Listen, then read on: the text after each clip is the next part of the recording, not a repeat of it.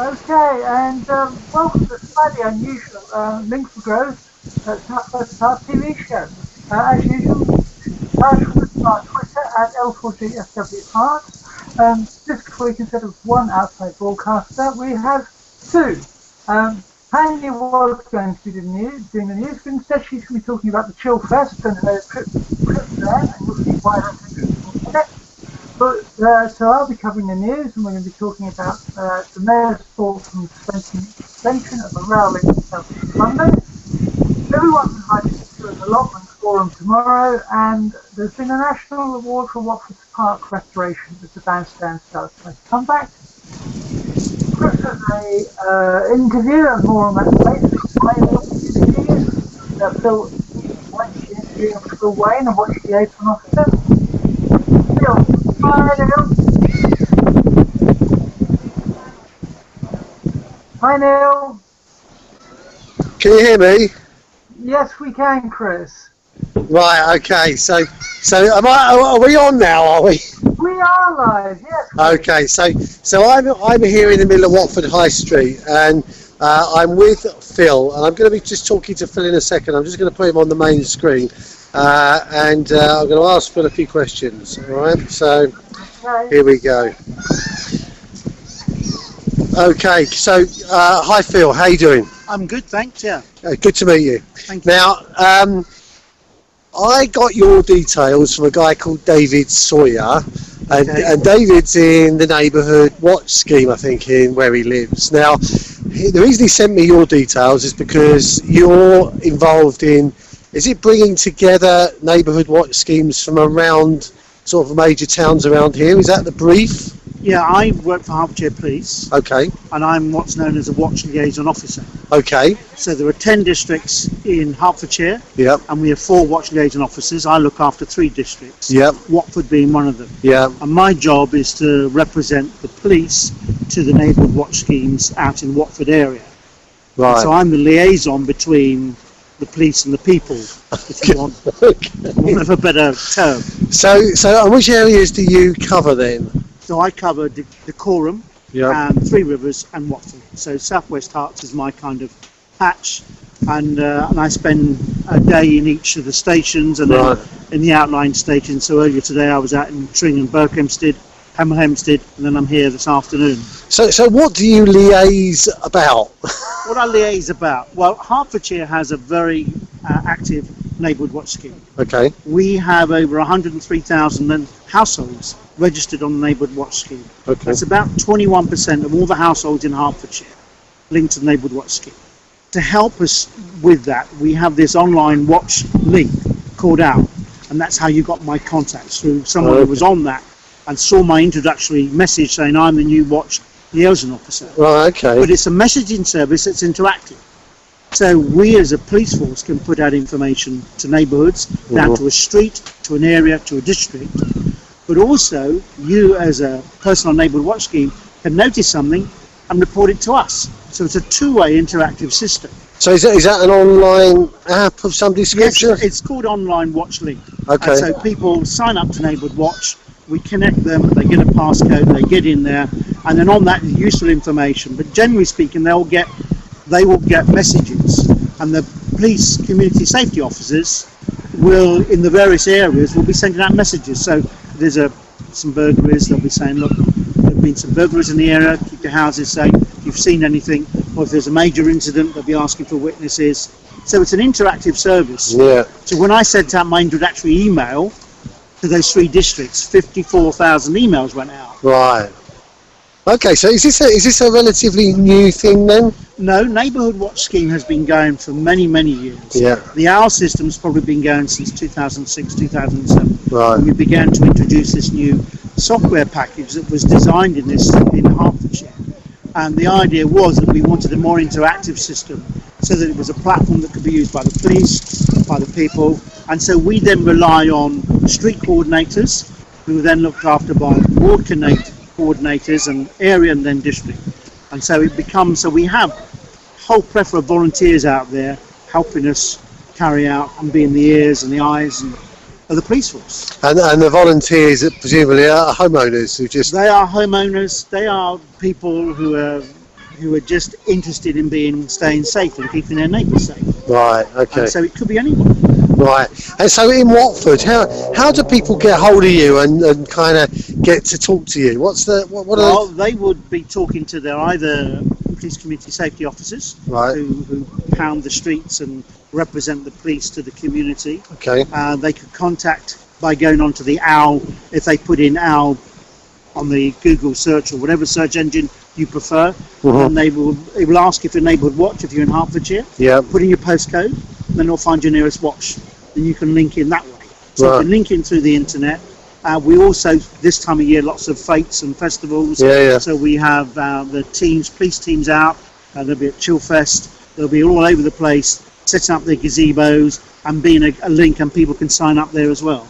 Right. Okay. So in the Watford area, have you got sort of designated areas where the watch schemes operate, or in all the wards? Yeah. So in each ward in the Watford area, Yeah. there will be areas, and they're looked after by police community safety officers, and then we look for coordinators. Watford's been one of those tough areas. It's a very transient area. People coming and going.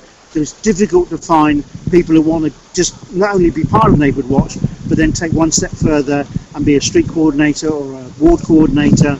And so my job is to help encourage those people that are volunteering to do a bit more.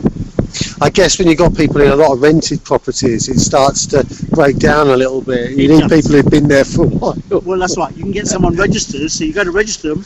There's 3 other people on that address, so you ring them, and they say, yeah, now that person moved on, and the person before that died, and so so it can be quite complicated. But generally speaking, if you look at the hotspots of where we have neighbourhood watch people and the hotspots of where we have crime, the two don't. Yeah. You can kind of get an idea. There's something about perception, seeing those stickers, the posts on the lampposts, helps to raise the profile of we're a neighbourhood, we're a community that's aware. So what's one of the biggest challenges you've got in getting this ubiquitous, if you like, around Watford and the surrounding areas? I think the biggest challenge is because society itself has broken down. The idea of talk to your neighbour, lean over the fence, Auntie Jo will look after you, has gone. And so we've lost our real sense of community, a sense of wanting to belong. And the tendency is that we live somewhere, we eat somewhere, and we go somewhere to work. And then we don't come back to be somewhere and to be part of a community. Now communities build up around pubs, clubs, faith-based organisations, and so the idea of just having a group of people that just want to look after each other doesn't really exist. If you go into the villages, it does. And so you go to Three Rivers, which is a lot more rural, 51% of the households there are on neighbourhood watch schemes. So it's much more rural. So it's how do we in Watford get a sense that actually small pockets can be communities, streets, neighbourhoods, to revitalise the whole idea of what community can be. Now, Diane, back at the ranch, you probably thought I might have primed Phil there, but I hadn't done anything of the sort, because of course Link for Growth, which is what this is all about, is about rebuilding community, which is exactly what you just said. It's kind of broken down and it's gone away. So have you got any questions there, Diane, for Phil? Only, the full URL, if you know it, is it owle.co.gov.uk or something like that? Can you say that again? I didn't quite catch it. What is the full URL so we can put it up on the website? Oh, what's the URL for the system? Yeah. Yeah. Okay, so you've got an app which people can download presumably on Apple and not quite. We're not that. Oh, you're not quite there yet. The police force, we're still using. In America, they're still using floppy disks. No. You go onto any search engine, and if you're in Hertfordshire, you put in www.owl and Neighbourhood Watch, and you'll get a link, and you can go on and say put in your postcode, and you can connect in to a Neighbourhood Watch. So that's OWL as in O-U-R? O-W-L. Oh, OWL. OWL is OWL. Oh, OWL. Okay, OWL Watch. Yeah. So there you got it, Diane. OWL Neighbourhood Watch. Yeah, our Neighbourhood Watch, and that will bring you up a link, and you can connect in. It'll ask for your postcode. Brilliant. Anything else, Dan? No, that was all. How long is Richard going to be in? Phil going to be in post for? I mean, is it a temporary position or is it a full-time post? So what Diane's asked there is, how long are you actually in post for? Is this like a councillor type role where you get elected, or? No. It's I'm full time with the Okay. Hertfordshire Police, so I'm here indefinitely. I live in South West Herts. Okay. So I live in the areas that I work in. I know some of the people, I know some of the councillors. Part of my brief is to connect with them in the communities. So I'm trying to connect them with the housing associations, faith-based organisations, so that we can use what their sense of community, their sense of belonging, to help introduce other people who maybe feel isolated. Yeah. Because a lot of the older people don't have emails. Yeah. Everything is sent out an email. So it's how do we not only look after ourselves, but look after our neighbours, and how do we connect with that generation that's not technically educated or afraid of it. And so this is where real people, real FaceTime is what people want. I mean, we get people ringing the 999 number who just feel hot, you know, because they don't know where to turn to. Who do I turn to? Who is my neighbour? Who do I connect with? So this is a very easy way of connecting, because it's not too intensive. You have to go to lots of meetings. It's about just being aware of your neighbours, your neighbourhood. Brilliant. Okay, well, thanks ever so much, Phil, for talking to us. I think there's a lot of work we can do together to help each other, because we're trying to do the same thing, but you're doing it with a specific purpose, and we're doing it for just because community's gone and we need to rebuild it. So actually a lot of synergy there, so thank you very much. Thank you. All right, okay, Diane, back to you in the studio then. Okay, well, thanks for that, Chris. It did sound like an advert for Link for Growth. I can promise you it wasn't. Okay, so take care now, and I'll catch up with you later. Okay, take care, Chris. Bye. Cheers now, bye. Bye. Now, Diane, I was just going to add to that. My daughter, my eldest daughter, who doesn't live with us, she lives over in Gavins Lane. She's actually signed up to the online watch link, and she actually lets us know sometimes if there's been a spate of car thefts or something in the area. For instance, she'll get an email through and a notification as part of that online watch link. So it's actually very, very useful. You know, anybody can just register online. I've just been on the website now, and it's just www.owl, as in owl.co.uk, and you can find out all the bits and pieces that are going on in your neighbourhood. Very, very useful. Okay, no, that is good. Now, Neil, are you there? Hello, yes, I'm here. Sorry. Hi, you've got some sports headlines for us, haven't you?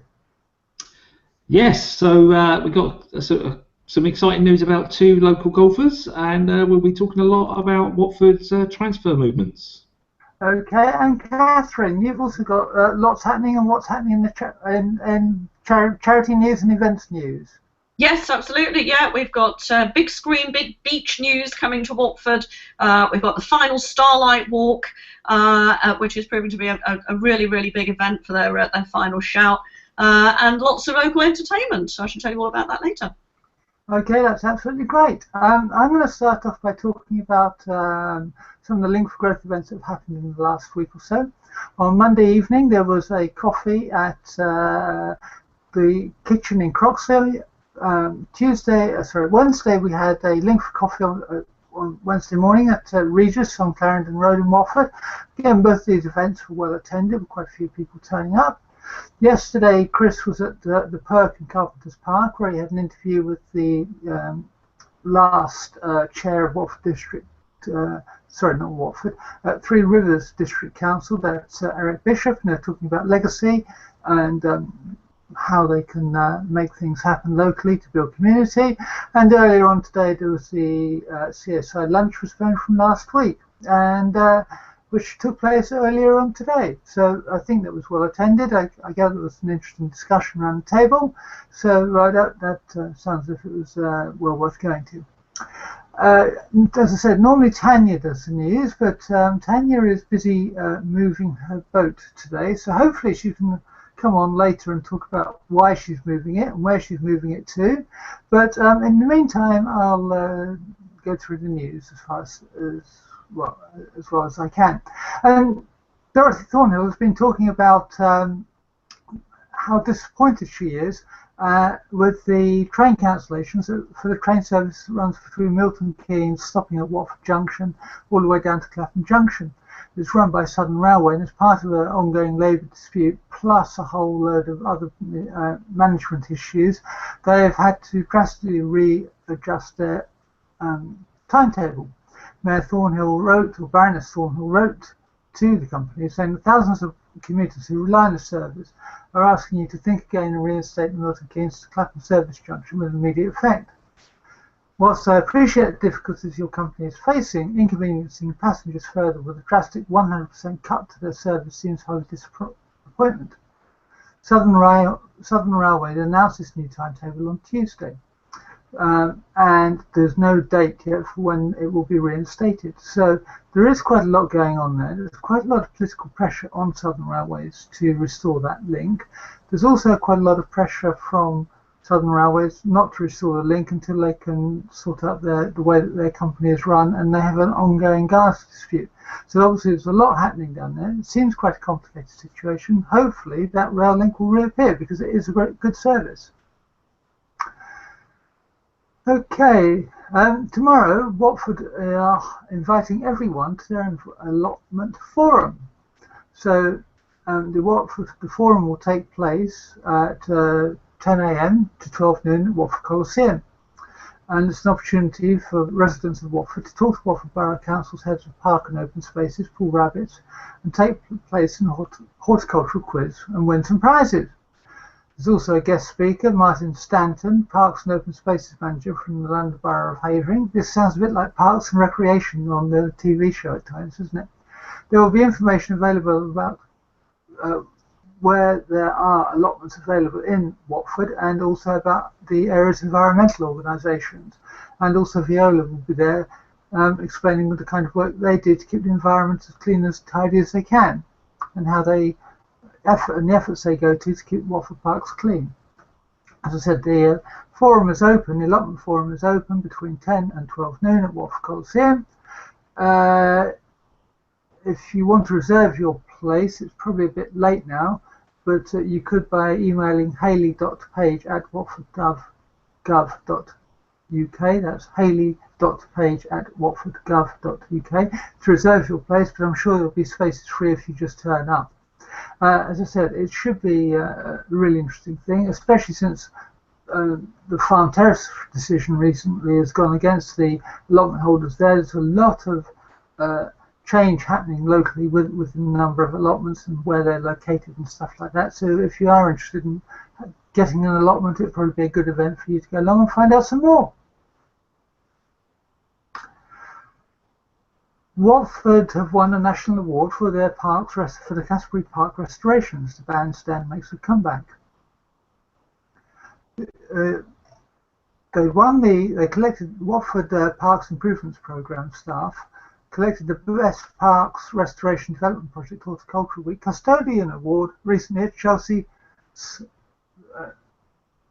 Psychic Gardens in London. I've not heard of that place before. Paul Rabbits, head of parks at Watford Council, said he was really proud of the increasing number of Green Flag awards for Watford parks from 3 to 6. It's given him a real buzz, and that Watford are in the middle of a vast programme of improvement at Canterbury Park that's now seen a return of its historic bandstand. They're also, if you remember, refurbished the Cha Cafe, and they're building a new educational centre and rebuilding the paddling pools as well. So obviously there's a lot of work going on down there, as we've reported at various times throughout the year or so. And he goes on, Mr. Rabbits goes on to say that he's very proud of what he and his team have achieved. And Dorothy Thornhill, Mayor of Watford, said there's so much going on in Canterbury Park at the moment, it's just going to get better and better. The bandstand looks fantastic. So hopefully the bandstand will be up and formally opened later on this summer. And it's something for us perhaps to all enjoy and enjoy over the next few months and years. Have they said when all the works are going to be finished, Diane? No, they haven't. I think the bandstand from memory is in August, and the paddling pools and the education centre is in the early part of next year. I know it's scheduled to reopen that whole area again in time for Easter 2017, but I don't remember the exact date off the top of my head. Okay. So it could be a bit disrupted down there this summer, but great next summer. Yes, yeah. Yeah, and the bandstand is going up in its original location, as I understand it, later this summer, and having been sent away and repainted and reconditioned and read this and read that sort of thing. So obviously it'll be as good as new. I'm going to say, do we know if there's going to be anything replacing it where it has been outside the town hall, or is that just going to be a space? I think that's just going to be a space. Oh, okay. It was kind of packed in there, wasn't it? And it'd be a nice little open air space there. Yeah, I think there was going to be a bit of a refurb of that area with some new borders, benches and things. So, yeah, interesting to hear what happens there. Yes, yeah, exactly. Watford's in bloom. Watford Town Centre is packed full of flowers thanks to the Watford bid businesses. As you may have seen if you've been into Watford recently, there's flowers everywhere and all along the High Street, and they do look very pretty, and they've certainly brightened up the High Street this summer. I believe, Catherine, you've taken some photos. I did. I took a picture of the pond the other day. There's a bird in bloom in the pond at the moment. I don't know whether it's a friend for the heron, but it looks kind of heron-esque, but quite majestic. So definitely worth a look. Yeah. Okay. Jonathan Field, chair of the Watford Bid, which is the business in. I've forgotten what it means now. District. Yeah. That's it, business in district said. He's always been in awe of other towns who've had vibrant flower displays around the High Street. So it's good to see that this was the first bid's major project and for the results to be so stunning. The red, white and blue floral sculptures themed in with the Queen's birthday and Olympics will be in place until October. They comprise a total of 54 floral cubes, 19 three-tiered planters and 27 baskets over railings and 16 hanging baskets in place on the lamppost in Queen's Road. The project is just part of Watford's bid that Watford Bid is doing to enhance the look and feel of the town centre. Maria Mannion, Chief Executive of Watford Bid, said, "We believe the work we are doing to further improve the overall perception and ambience and appearance of the town centre, when combined with the ongoing investment being made by Into, the council and other stakeholders, will encourage growth and boost the town's economic prosperity in the medium to long term." Even if it doesn't do that, it's certainly brightened up the High Street this year. It looks fabulous. Yeah, Business Improvement District. That's what it got there in the end. Yeah, exactly. It completely escaped me, and I know we've talked about it in the past. I know, yeah. Anyway, I didn't expect to be reading this out. I was hoping Tania was going to have to join us. Some good news for Watford Grammar School pupil who has come second in the national spelling competition. Vithruth Morian, I hope I've got his name right, a year 7 student from Watford Grammar School for Boys, came second out of 108 finalists who took place in the event, testing foreign language spellings in the Spelling Bee competition on the 1st of July. The 12-year-old was given 200 German words to learn and had to correctly translate and spell as many as possible in 60 seconds. More than 75,000 youngsters from 580 schools took part in this year's competition at the Anglia Ruskin University, which is up in Norwich. The trophies and certificates were presented by the local MP, and this is, I noticed there was a winner in Sheffield and everything. It's a big thing that's happening, trying to improve and encourage young school-age students to learn foreign languages. And they were, Sarah Schuler, project manager for Roots into Languages, they were very excited by the number of people who entered this year, and they hope to have some more entries indeed next year. So if you are interested, and you're under 18 and you're interested in spelling and learning foreign languages and everything, this may be something that you might want to follow up. That's Roots into Languages, and you'll find their website, and it's via a search engine.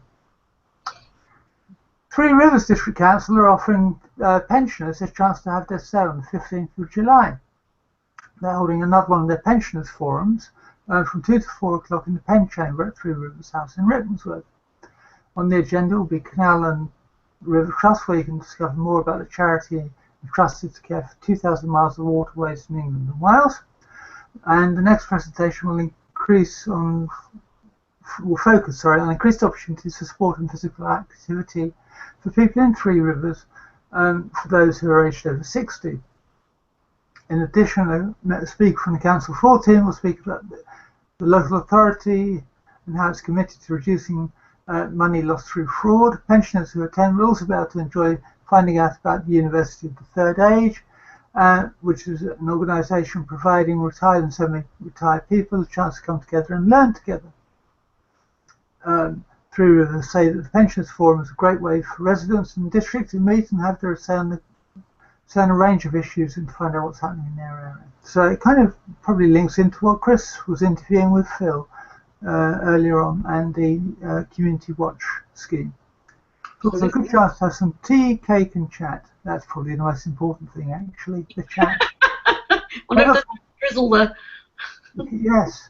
The Ever Popular Forum has a high recorded attendance, and you're able to listen to a wide variety of speakers at these pensions forums. And then they also hold a question and answer session with each of the speakers at the end.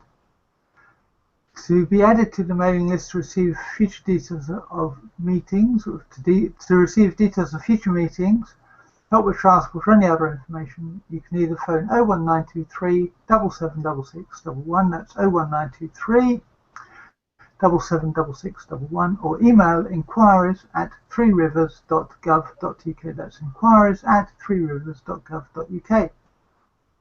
And Pen Chamber is in the Three Rivers House, which is where the local district offices are.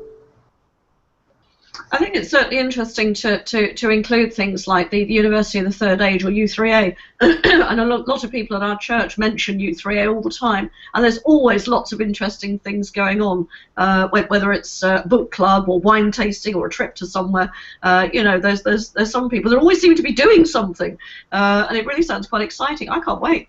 Yeah. Now, Herts waste and recycling vehicles have all been fitted with new cameras, which are aimed as a safety measure to help protect the crews, because apparently they have been subject to some abuse in the past, and they will be able to be used in court to support evidence. The cameras can also be beneficial if accidents occur and working out what's happened and who's liable. The vehicles all carry a symbol to say that the cameras are in operation. Council can access the footage via our website when required. Councillor Seamus Quilly, portfolio holder for the Environment and Transport, said, unfortunately there have been occasions when our staff have borne the brunt of aggressive or abusive behaviour. Cameras are being installed as a deterrent to help our staff feel safe whilst at work. It's a real shame they have to do that, because it's not a pleasant job, and it's a job that actually benefits us all. So please don't get angry with your dustmen. They're only trying to do their very best. Neal, hi. Hello, Neal. Hello. Hi. Sorry, trying to multitask there unsuccessfully.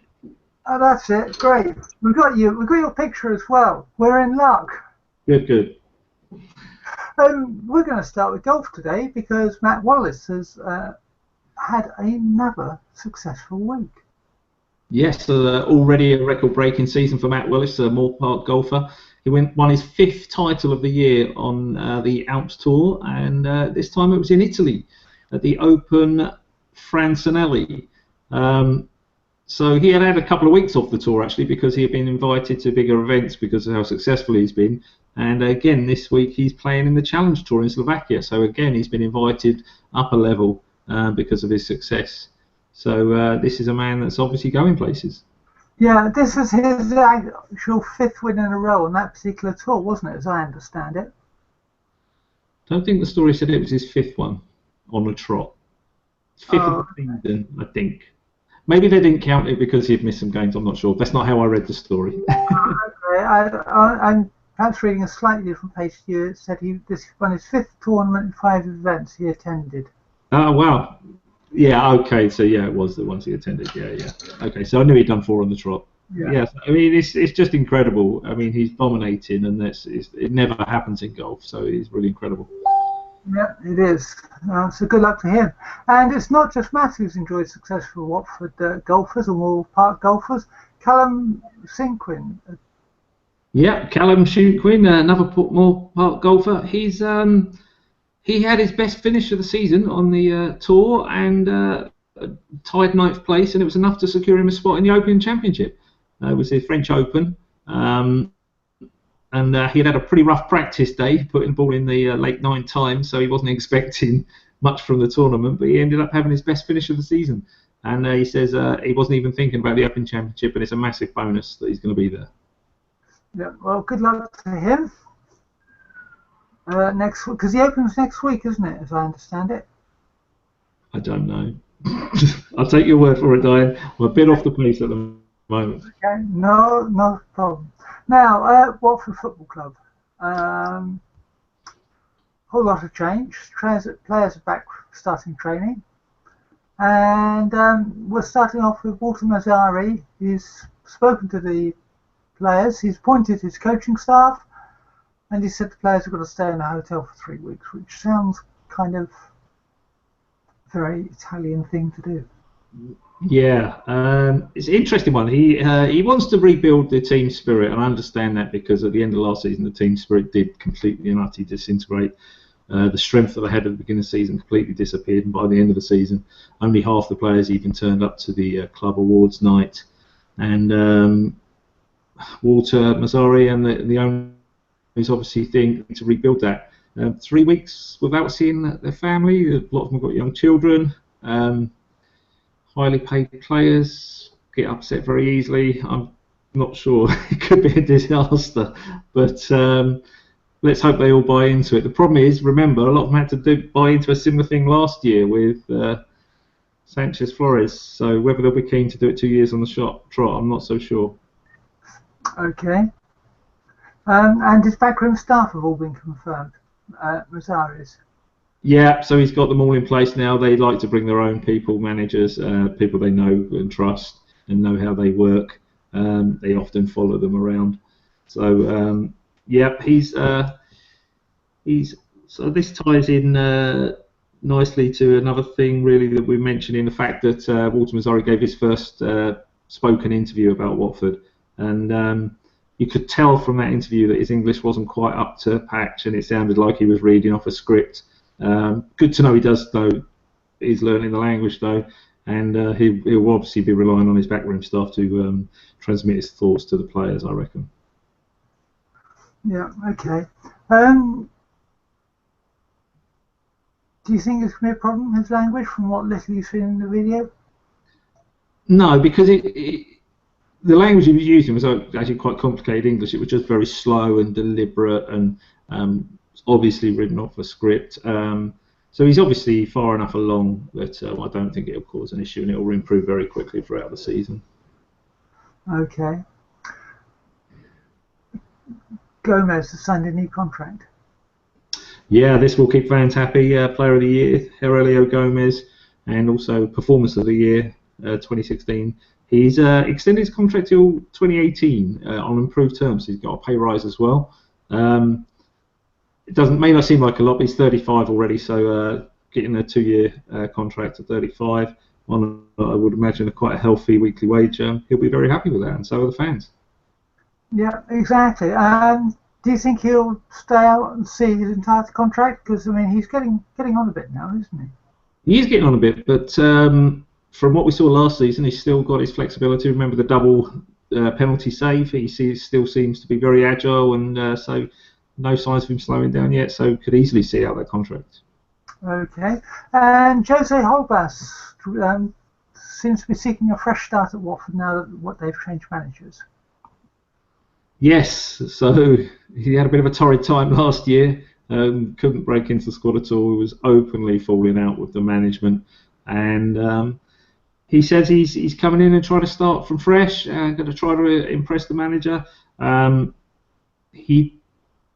It was rumoured that his agents are asking for reassurances about whether he'll play or not. So that was an interesting one because we've got such a big squad and we're actually looking for another left-sided player. So I'm not sure what reassurances they can give him. I think it's a case of fighting for his place, showing some good attitude, and trusting the new manager to spot that. Yeah, exactly. But yeah, hopefully, because the times he did play last season, he played very well, didn't he, for the most part? Yeah, he played some very good games, but was never rewarded by staying in the squad. Yeah, yeah, and of course it's a two-way thing, isn't it? If you don't feel you can get rewarded, you're not going to put your best. Yeah, definitely. It's difficult to put in the effort needed in training when you know your manager doesn't like you and doesn't want to put you in the team. So I did feel sorry for him. Yeah. Watford confirmed the signing of Success. Yes, eyes of success. Success comes to Watford. All the jokes in the press for the following few weeks, I'm no doubt. It was last season. It was never in doubt. It was always for a view to signing on to Watford from Granada. But his agents have been making noises that he wanted to stay, and when the Italians sold the club to the Chinese company, again it put it in doubt. But it's fantastic to see that we have managed to capture him, because he was being chased by quite a few people all over Europe. Okay, that's great. And Jerome Sinclair from Liverpool is talking about how he signed for Watford. Yes, the young chap says he signed for Watford because we're a big club. It shows how quickly you can become a small club to a big club. I don't think I've ever heard Watford described as a big club. But I think it's the allure of first-team football and knowing that the owners have got big ambitions. So he said we're aiming to get as close to a European spot as we can, and he wants to be part of that. Yeah. And Jose Manuel Gerardo left and has left a message. He's going to join Sanchez Flores at Espanyol, and he's left a message or tweeted a message for Watford fans. Yeah, he thanks everyone for the season and said to the club, keep growing. So it's a nice little message. It's strange signing, in my opinion. I know he's a favourite of Sanchez Flores, and Sanchez Flores knows how he works, Gerardo knows how he works, and they've had this relationship before. But he hardly got a look in his favourite position last season, and he was getting substituted every single week and looked incredibly unhappy. So I don't know if he's a glutton for punishment or whether he's been promised he'll play in his favourite position at Espanyol, but Watford fans will wish him luck. Yeah, okay, well, hopefully he'll play in his favourite position, because he's played out of position for most of last season, didn't he? He was playing out of position, most of the season. Yeah, okay.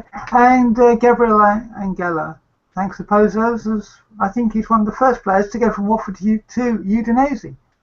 Yeah, we were relying on the loans from Udinese originally, but it's nice to be able to, now we're the big club, be able to help them out. I think he was just glad that it was appreciated by the owners, because obviously he didn't get to play in the Premiership, which must have been a blow to him after getting us up there. And it's good to know that the owners still trust enough to put him in Serie A. Yeah. Do you think his game's more suited to Serie A than Premier League? Because they play different ways, don't they? Different speeds, as I gather, and different kind of... Yeah, it's a slightly slower game, but I think he would have coped perfectly well in the Premiership. I was very sad to see him go to QPR on loan. I thought he was one of our best players in the Championship, and he liked the physical game. He was good in the air at corners, skillful. I would have loved to have seen him in the back three. Okay, great. Watford are still interested in Jesus. Yes, so one signing's been ruled out, but apparently we still are, and if we are, it's going to be a huge signing for Watford, massive amount of money, star player being followed all over the continent. So paper talk at the minute, but we have expressed an interest, and he does know the manager, the owners, so there's a chance, I guess. Okay. And Watford is still interested in signing Sadio Barino from West Brom? Yeah, Barino. This is an interesting one because they put a price tag of £20 million on him, and it doesn't seem to have scared Watford off. And he hasn't said he wouldn't want to move south. So there seems like there could be some interest in this one. But it's a strange one because we're already loaded up with forwards. It would be another forward in the squad. So and he's quite a temperamental player. He refused to play at the beginning of the last season because he thought he was going to get a Tottenham contract and didn't, and then sort of went grovelling back to the club. So it's a bit of a strange one unless we are going to offload someone like Igalo to make space for him. So I would say watch this space on that one. If we see Barriano, my guess would be we'd see Igalo out the door quite quickly. Okay. Someone who isn't moving is Craig Cathcart. Well, let's hope not. These rumours that were flying around last week seemed like a nonsense to me, but everyone seemed to be taking very seriously that Newcastle have put in a bid for Craig Cathcart. And it just seems nonsensical. There was no reason why he'd moved there. He had a fantastic year last year. We're going to be claiming 3 centre-backs rather than 2 this season. So yeah, looked like nonsense talk right from the start, and it was glad to hear confirmed that they hadn't received a bid. So that's good news. Okay, great. And Watford have a new kit and training gear. Yes, well, a new kit. The training kit's late. Unfortunately, the first pictures of the pre-season training where the kit owners would have loved to have got their names splashed all over the newspapers and local papers weren't ready, so they were still wearing someone else's kit, Rose kit, unfortunately. So yeah, that was a shame. But the new kit, personally, I like it. I like the fact there's more yellow in it, and there's a little dash of red. We were missing the red last year. But as always, it causes controversy. Any new kit, you get the lovers and the haters and the whingers. And this will go on for a couple of months now until about 4th game of the season, people moaning about the kit or saying they love the kit. But rest assured, tons of parents will go out and buy it for their children at extortionate prices. And they'll make a lot of money off it, I'm sure. Okay. Couple of housekeeping bits, I suppose, is that Watford's now the season's fixtures have been announced. Sky and BT, of course, start moving them around because of TV coverage, and 2 Watford games have been affected so far. Yeah, Manchester United and who's the other one? Burnley, sorry, that's it, Burnley. Just keep an eye on the fixture list. It's going to change week in, week out now. As teams buy new players, and then all of a sudden Sky think it's a more attractive game, or BT think it's a more attractive game. It's really difficult for fans because you see an attractive game, you put it in your diary, you book a hotel, you take time off work, and then all of a sudden you have to rearrange all that. And if you've already paid for the train ticket, it's non-refundable. It's a real mess, to tell the truth, as far as fans are concerned, that this is even allowed to happen. So yeah, keep an eye on those fixtures, and if you can, wait till as close as possible to the time to book time off work or buy the tickets. Yeah, I just don't like this whole scenario of having to keep change around the whole time. Okay, but anyway, it happens, and it's happened twice already this season. And there'll be many more. Yeah, okay, great. Cricket, Steve Finn is back in the England squad. Yes, it's good to see that Steve Finn's been called up again for the Pakistan Test series.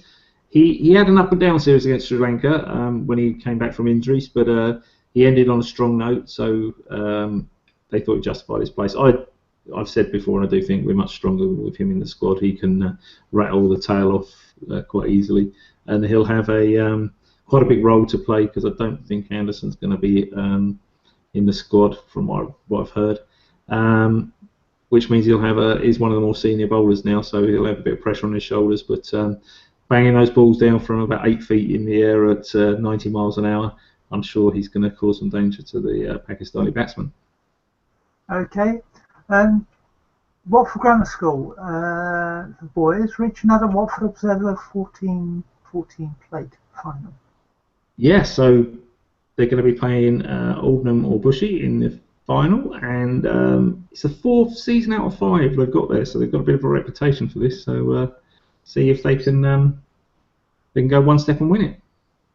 Yeah, and of course the whole cricket fixtures have been kind of affected by the appalling weather we've had this summer, isn't it? Yes, it's all over the place, especially with a lot of these midweek games where they don't have a lot of space to rearrange them. So yeah, you're getting people playing like quarterfinals when other people are sitting waiting to go into the final and all sorts of things. It's one of those years. I think it's going to carry on all summer. Yeah, it's which is why we've not been able to bring as much cricket as we normally do on the show. But talking of cricket, Radlett did manage to get their game against Botany Bay last weekend. Yes, and as predicted, not quite a whitewash, but a very easy win, and with top scorer Joe Cook getting 83. Yep. I presume if you bat at number 5 or 6 for Radlett, you don't get much of a look in. Yeah, so I'm glad. No, exactly. So yeah, the game's normally over by then, or near to over. So I bet he was glad to get some time at the wicket. Okay, great. And tomorrow, who are they playing? My Internet Explorer has just dropped out. Can you give me those details? Oh, okay. They're playing Bishop Stortford at home, starting at 11:30. Radlett, of course, remain top after the win last week, and Bishop Stortford are currently 6th in the league. So hopefully Radlett will continue their march onwards and upwards. Yeah, it's going to take a good team to beat them, and if someone's sitting 6th at the moment, I don't think they're going to be good enough.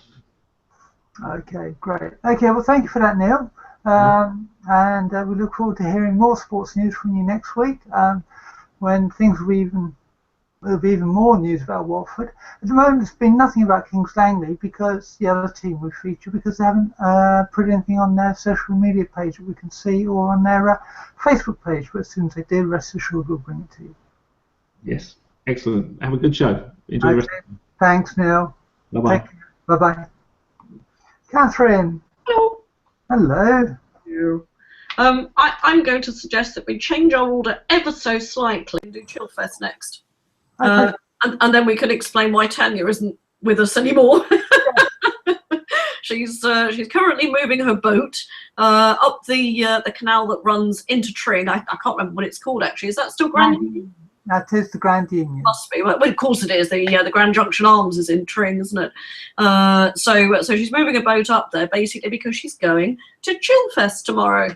Might even get there tonight. I don't know whether she's got tickets for today and tomorrow, but certainly she'll be there tomorrow along with a group of friends, and we shall see her there. We have our tickets, and we should be looking forward to it. Chilfest is an ever-growing popular festival in what's it called, Pendley Meadow in Cow Lane in Tring, which isn't far from the station. They do a little shuttle bus service from the station to the field, and they've got a great big stage, screens, loads of food, drink, bits and pieces, and you can go along real family fun festival atmosphere there. And we are a bit oldie fogey, so we take our very comfy deck chairs along with us, and we shall meet up with Tania and co when we're there tomorrow. Tonight, I think the thing starts at 6 o'clock this evening. It's just for this evening, and then it's all day tomorrow. This evening they've got UB40, they've got Aswad and Heather Small playing. Tomorrow, this is very 80s themed, this festival, by the way, but it's all good music. Tomorrow they've got Brother Beyond, they've got Altered Images, the Christians, Chaz and Dave, who doesn't like a bit of Chaz and Dave, who I know have also played at the Horns in Watford not that long ago, Nick Kershaw, Tony Hadley and the Human League. So loads and loads going on at Chilfest over the weekend. Hopefully we'll get a little bit of sunshine, but it doesn't matter if it doesn't shine, as long as it doesn't rain. Yeah, it should be good fun. So that's where Tania is at the moment. She's lost signal on the phone, so unfortunately she couldn't be with us, but that's what she would have been talking about. Okay, so we'll do the big screen on the beach. Yay! The beach is coming back to Watford, bigger and better than before. I think the screen is probably the same size, but I'd imagine what they're probably going to do is have a few more chairs and things there. It was very, very popular last year, the big screen. It's coming back again, kicking off on Saturday the 30th of July, and it's finishing on Bank Holiday Monday on the 29th of August. Now, this is all around the pond area, around the performance area near the pond, just outside Reason Cafe. And the programme programme is jam-packed with blockbusters, sandy fun, and it's all free. Anybody that went last year might have heard about the Dirty Dancing film that was shown. It was incredibly popular, with the whole crowd joining in, all the favourite bits all the way through as well. They're playing this one again this year. It was so good they brought it back. They've also got films like Grease, Star Wars, The Force Awakens, Minions, Frozen, Dirty Dancing. So there's lots and lots going on. I think that they'll also probably have the voting for your favourite film to be played again as well. That was also another popular competition last year.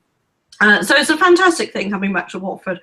So many people enjoyed it. It goes on through the day, it goes on in the evening. Have a look on the Watford Borough Council website, or if you type in big screen on the beach into a search engine, and then you'll find a list of all the films that are showing and when they're showing. So yeah, really looking forward to that. Okay, great. And they're even showing the Olympics. Yes, absolutely, yeah. Well, why not? Yeah. It's in between times. Yeah, I would imagine there'll be crowds around the screen pretty much most of the time, with so much going on through the summer. Yeah, and the Olympics can be shown live, so that'll be quite interesting, I think. Excellent, yeah, really good. Okay, great.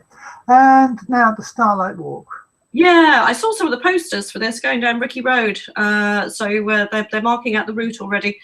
This is happening tomorrow evening. It's the very last Peace Hospice Starlight Walk. So they want to make it bigger and better than ever before.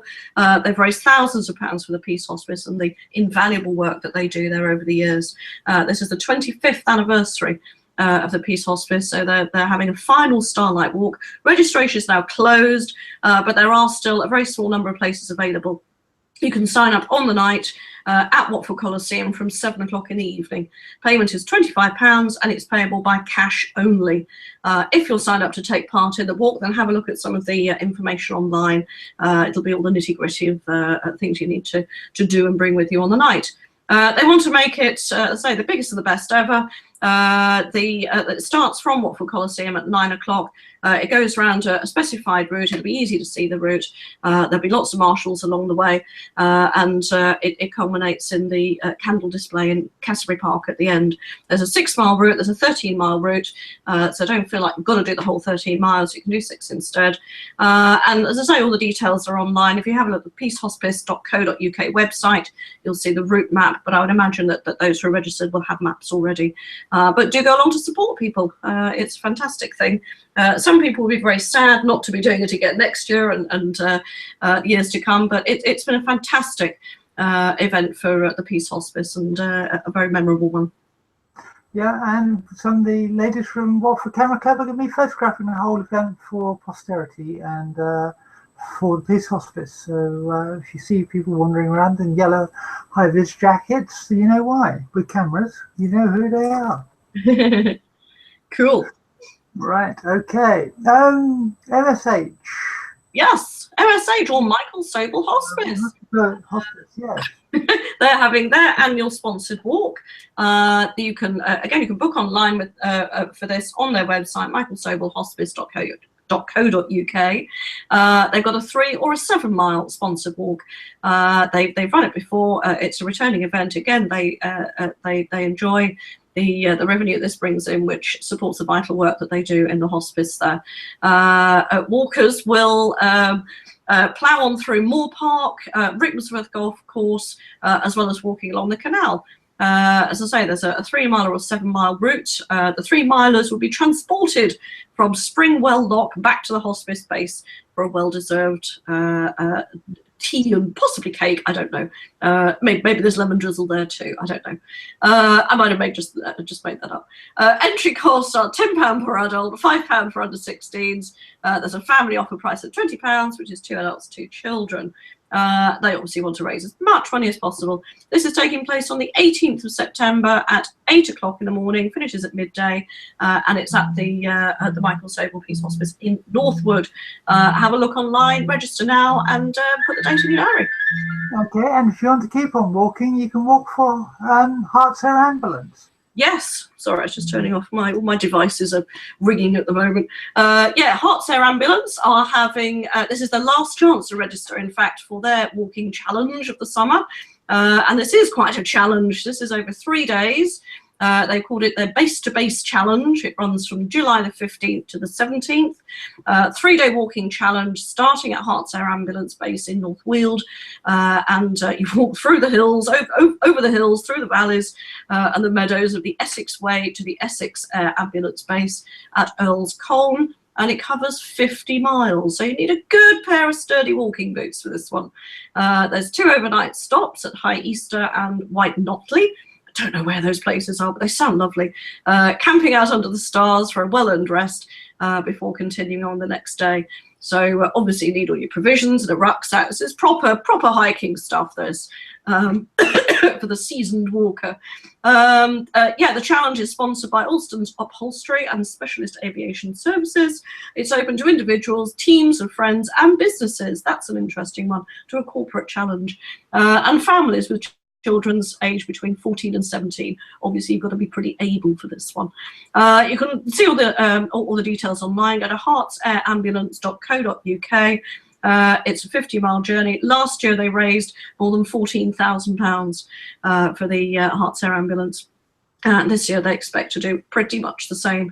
Registration is £65 per adult, £25 per child, and £105 for corporate and tag teams. That's another interesting way of doing it as well. Use tag team. There are various fundraising targets for each group. So all the details are online, or you can email events@ehaat.co.uk.com and register. They're asking you to register by Sunday, the 10th of July. Okay. And if walking is not your thing and riding a bike is, then you can volunteer for the Hospice of St Francis. Got to be very fit this summer, and if you're not fit, you've got to get fit. The Hospice of St Francis, yes, this is the London to Paris cycle ride, Tour de France edition. So this is, I think this is ending up in Paris the day before the grand finale of the Tour de France. So you can end up in those iconic streets just before all the real racers come through. This is from the 20th of July to the 24th of July. Cycling 300 miles from London to Paris. So again, you've got to be pretty physically fit and have a little bit of stamina about you for this one. It would cost you £99, and they ask for a minimum fundraising target of £1,460. You can register online for this at www.stfrancis.org.uk. And I imagine there'll be a few fit bods that will take this up, and again, raising money for a fabulous cause. Okay, that's great. Coming on to entertainment, I think that's all the charity news for now. This evening, I'll mention one thing just at the end of charity news. Sorry, it's the Michael Green Diabetes Foundation have 16 runners in the British 10K this coming Sunday.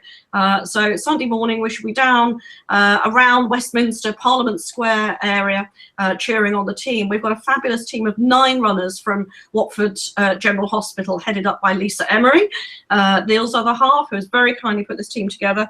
We're asking people to sponsor the runners, donate towards the cause. I'll put the link up at the end, or if not, just come on down on the day. And it's a fabulous day. It really is a fun day for all the family down there. You can cheer on the runners and soak up the atmosphere there as well. We're hoping for a little bit of dry weather. That would be nice. okay, so what time does the race start? It starts at 9. There are some that go a little bit before, some that go a little bit after. It's kind of staggered, but it's around 9 o'clock in the morning. We'll be there from about 8:30 because it gets quite busy and they close a lot of the streets off. But it's quite easy to get to Westminster Tube, which is quite near where we're going to be, which is Parliament Square, and quite near the finish, which is down Whitehall. So yeah, from around about 9, you should be safe.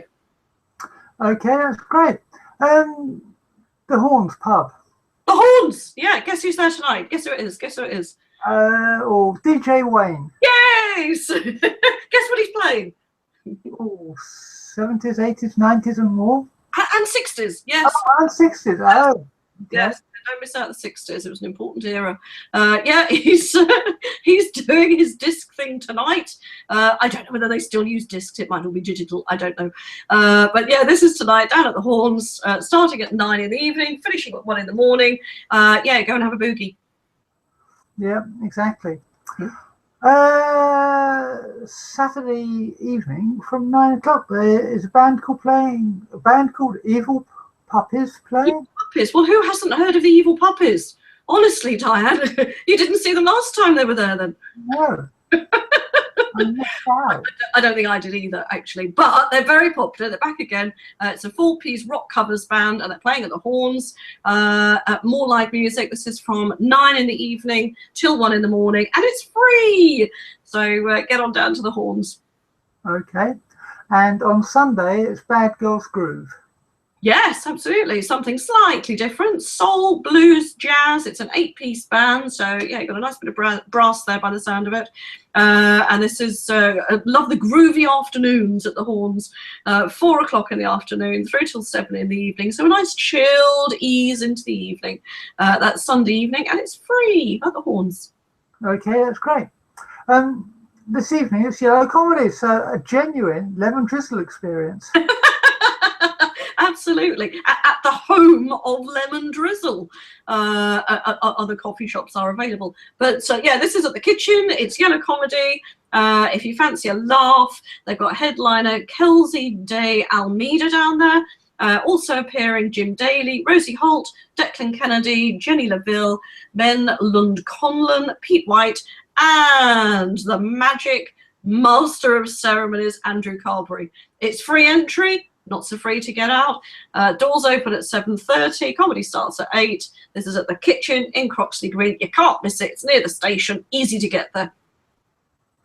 Okay, that's great. And as you say, it's right opposite, or right next door almost, actually, to Croxley Green tube station. Yeah, no excuses at all. Hop on the train, easy to get there. If you are driving, there are a few parking spaces around there as well. You've got to keep your eyes peeled for them, but it's easy to get to. Best coffee in Croxley, and cake. What's not to like? Exactly. Watford Coliseum has something a bit different this evening. Absolutely. If comedy and cake isn't your thing, and you want a bit of male flesh, then this is the thing for you. Diane, you've probably seen this already, but there's a little clip on Watford Coliseum's website which gives you a nice little taste of what's in store for tonight. This is the Dream Boys. There's a bit of dance, there's a bit of flame work, there's a bit of acrobatics, and there's a lot of other stuff too.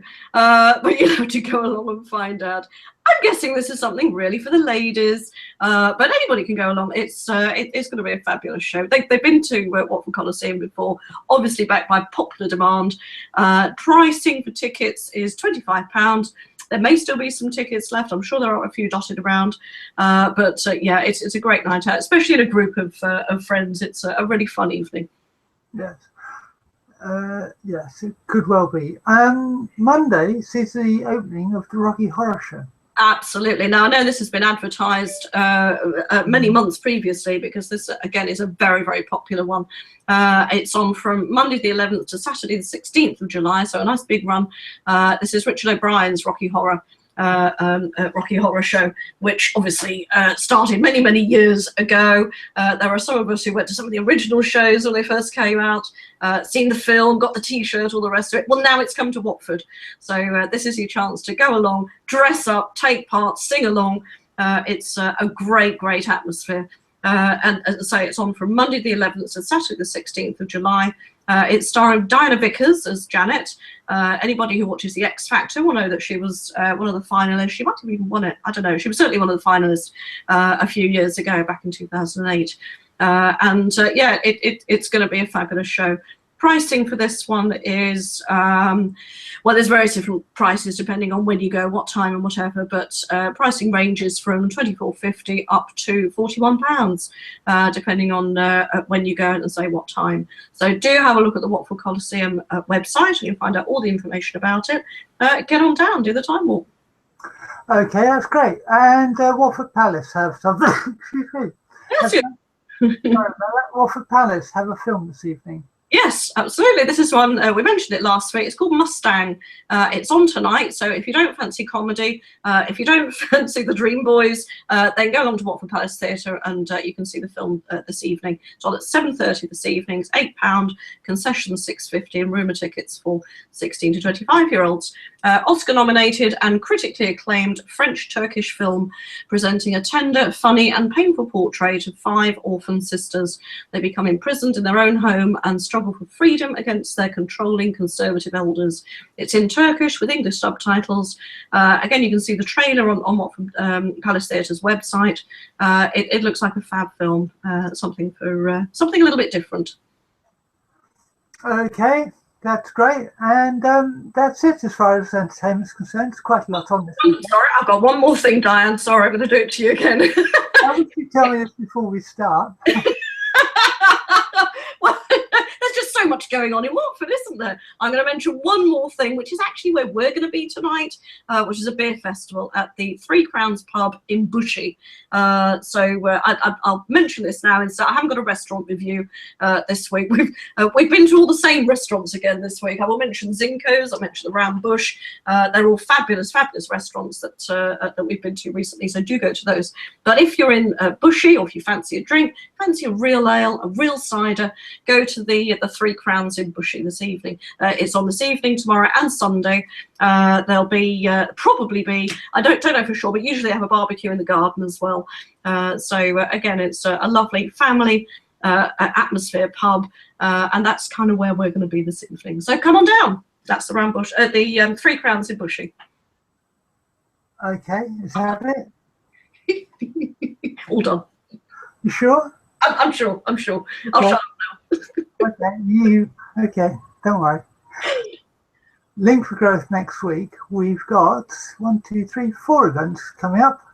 Tomorrow, Chris will be at Barracuda, which is a cafe next to Watford Market, entrance on the High Street between 10 and 11:30. So it's a great opportunity for anyone who wants to find out more about Link for Growth to go along, pay a visit, have a chat to Chris, who you saw earlier interviewing, Phil Waine on the show, and Chris will be there between 10 and 11:30 when he can answer all the questions you may have about Link for Growth. On Monday, Neal, Reason Coffee Shop, will be hosting a coffee morning, a Link for Coffee coffee morning between 10 and 11:30. That Neal's shop is up on the parade next to near sort of pond, if you're wondering where that is. On Wednesday night, there's a Link for Drinks at the Fox and Hounds in Rickmansworth on the High Street next to the M&S food shop. It's from 7 o'clock onwards. It's an event that's usually well attended, and there's usually pretty good discussions that happen there as well. So if you're interested in joining a new network or something like that, it's a great time to come along. And on Thursday, Catherine is going to be hosting a Link for Coffee, which is a coffee morning basically, at the Mercure Hotel on the A41 between 10 and 11:30, aren't you, Catherine? Indeed, yes, I shall be there with my banner and my little table ornaments and things and leaflets and flyers and the brand new folders for the Michael Green Foundation, which if you're interested in charity work and whatever in the area, then I shall be talking about that too. But yeah, it's a business meeting as well. Lots of local businesses come along and chat about what they do, and we share information. So yeah, come along to the Mercure on Thursday. Okay, that sounds great. And since Catherine has no restaurant review, it's just time to say farewell from both Catherine and I, and also a big thanks to Chris and Tania, who tried to join us. It would have been really interesting seeing her navigate her boat along the canal. Tania, by the way, has a great Facebook page with lots of really wonderful kind of almost slow TV type videos that go on. Of the life on the canal down there with all the wildlife and everything. It's fabulous. She should put it into a YouTube channel, I think. And also thanks to Neal for talking about Watford Football Club and all the other sports happening locally.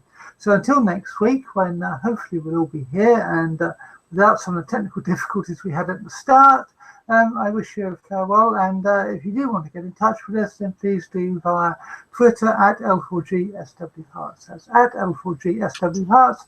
We look forward to seeing you next week. Bye-bye. Bye-bye. Have a good weekend.